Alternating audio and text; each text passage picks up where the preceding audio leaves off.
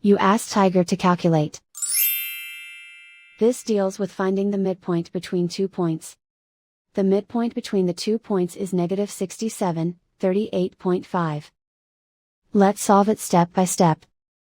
Plot the 2 points and calculate the midpoint using the formula. The coordinates of point 1 are, x1 equals negative 97, y1 equals 64. The coordinates of point 2 are, x2 equals negative 37, y2 equals 13. PM represents the midpoint of the 2 points.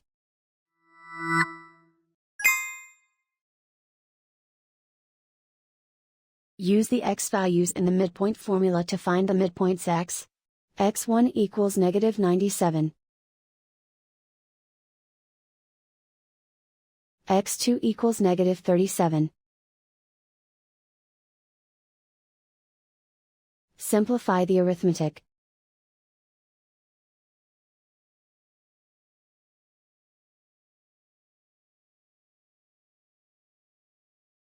Use the y values in the midpoint formula to find the midpoints y. y1 equals 64. y2 equals 13. Simplify the arithmetic.